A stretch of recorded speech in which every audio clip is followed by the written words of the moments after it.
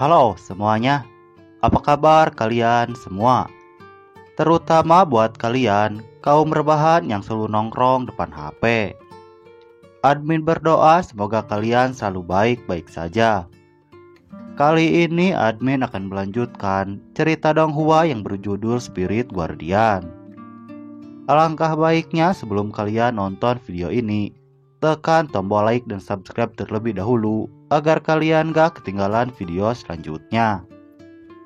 Langsung saja tanpa ngoceh-ngoceh lagi, kita masuk ke ceritanya. Cerita dilanjutkan dengan terlepasnya topeng dari wanita itu, dan dia pun langsung memperkenalkan diri. Jiang Sanfeng yang melihatnya, dia menjadi kaget. Dia lalu bertanya tentang apa yang dilakukannya kepada Ming Yue. Yang kemudian Jiang Sanfeng berpikir dan mengurutkan hubungan antara Ji Qiaomen dan Hailey, sampai tiba di sebuah kesimpulan. Mendengar itu, si gendut lalu menanyakan tujuan dari Ji Qiaomen. Melihat Jiang Sanfeng dan si gendut yang sudah menyadari semuanya, dia lalu bertepuk tangan sambil mempersilahkan si gendut dan Sanfeng untuk masuk jika mereka mengkhawatirkan Ming Yue. 这么担心的话，就走入这扇门，亲眼看看吧。 Dengan itu mereka berdua langsung memasang kuda-kuda dengan tekniknya masing-masing. Mereka lalu maju dengan si gendut yang menyerang terlebih dahulu. Akan tetapi serangan si gendut bisa dihindarinya dengan mudah. Dan Hailey pun bisa menyerang balik sampai si gendut terpental ke belakang. Pada saat yang sama dia kembali teringat dengan masa lalunya, yang mana dia memberitahu Jiang Sanfeng dan Todou kalau dia memiliki langkah pamungkas. Terlihat juga Todou yang sedang bermain kartu sedikit meremehkan si gendut. Sementara Jiang Sanfeng hanya tersenyum sambil mengacungkan ibu jarinya. Lalu cerita kembali ke pertarungan.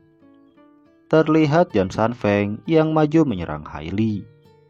Sama seperti si gendut, serangan Jiang Sanfeng juga tidak bisa melukai Hailey.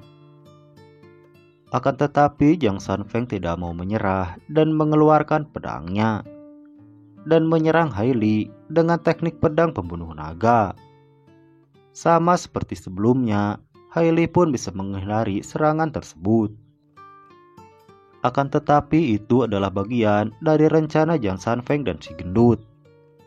Mereka lalu bekerja sama untuk mengalahkan Hailey, yang mana si gendut mengurung Hailey dengan tekniknya, sementara Jiang Sanfeng menyerang Hailey dengan pedangnya, sampai Hailey terlempar dan bisa dikalahkan.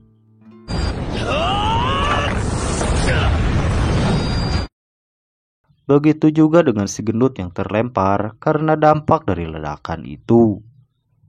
Melihat si gendut ikut terlempar, Jiang Sanfeng lalu menanyakan kondisinya.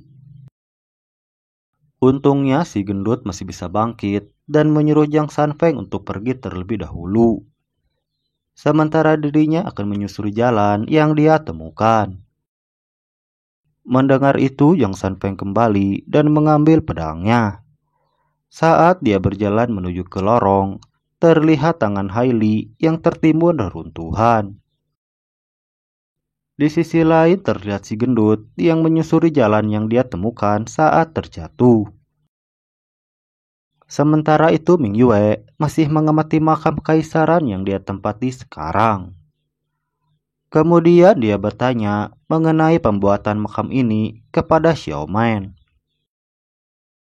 Mendengar pertanyaan Ming Yue, Xiaoman lalu menjelaskan saat makam ini selesai dibangun, Kaisar Xuan yang saat itu memerintahkan membunuh semua orang yang terlibat dalam pembangunan, agar tidak ada yang membocorkan rahasianya.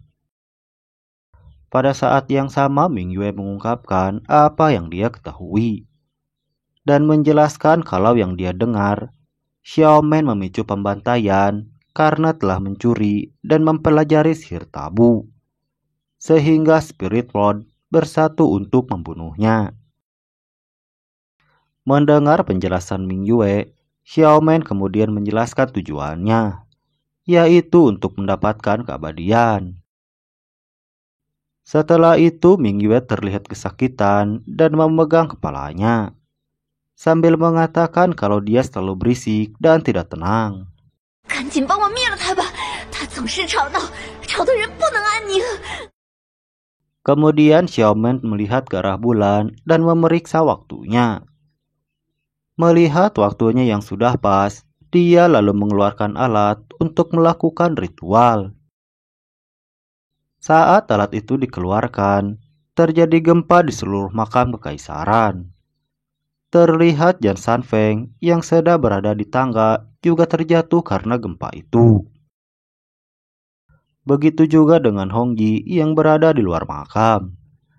Kemudian muncul sebuah benda besar dari dalam tanah, yang membuat Sang Guanyan dan Hongji kebingungan. Setelah itu wanita yang bersama Mingyue mengeluarkan tangga. Melihat itu Mingyue bertanya untuk memastikan kalau wanita itu tidak curang. Kemudian Xiaomen menjelaskan kalau dia tidak berniat curang karena mereka sama-sama mendapat setengah benih spirit tree. Namun baru beberapa langkah berjalan, Jiang Sanfeng datang ke aula sehingga mengagetkan mereka berdua. Lalu Xiaoben bertanya pada Mingyue tentang orang yang disukainya. Mendengar itu Mingyue menjelaskan kalau dulu dia belum terbangun. Pada saat itu juga terlihat masa lalu dari Mingyue dan Jiang Sanfeng saat mereka masih berada di bumi. 趁着我沉睡，做出了一些不成体统的事。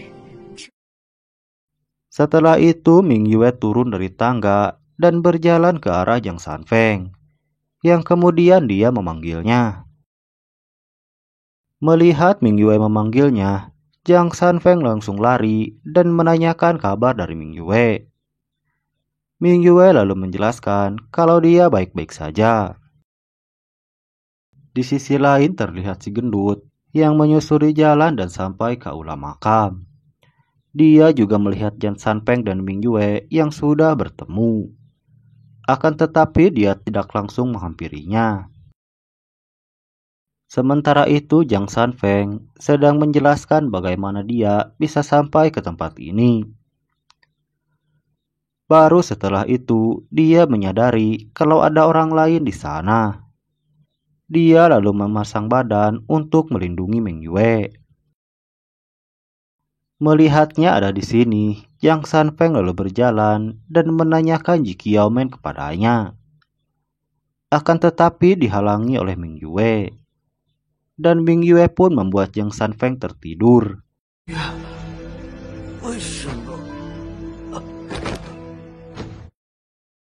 Melihat Mingyue melakukan itu pada Jiang Sanfeng, si gendut yang masih bersembunyi pun menjadi kaget. Cerita lalu berpindah ke sebuah gurun pasir yang kering dan tandus. Terlihat seorang wanita yang berjalan menuju pohon spirit power. Di sisi lain terlihat seorang laki-laki yang memanggil wanita itu sebagai pahlawan klan bulan. Kemudian laki-laki itu bertanya tujuan dari wanita itu datang ke tempat ini. Wanita itu hanya menjawab dengan dua kata, yaitu untuk menebus dosa. Kemudian dia mengalirkan energinya ke pohon spirit power yang sudah mati. Lalu dia juga menjelaskan kalau dunia ini sudah penuh dengan hal-hal yang membosankan dan dia sudah lelah. Melihat wanita itu menyalurkan energinya, laki-laki di belakangnya kemudian menjelaskan dengan kekuatan setengah dewanya, setidaknya bisa melindungi spirit world sampai ratusan tahun. Kemudian wanita itu memberikan pecahan sengtian kepada laki-laki itu agar diberikan kepada spirit guardian. 就送给窦红卫吧。 Akan tetapi setelah itu cerita pun berakhir. Lalu apa yang akan terjadi selanjutnya? Saksikan kelanjutannya di part berikutnya. Nah, Segitu dulu alur cerita Spirit Guardian episode kali ini ya sob. Jika kalian suka, admin akan dengan senang hati untuk melanjutkan ceritanya. Jangan lupa tinggalkan bacotan kalian di kolom komentar agar channel ini bisa terus berkembang, dan sampai jumpa di video selanjutnya.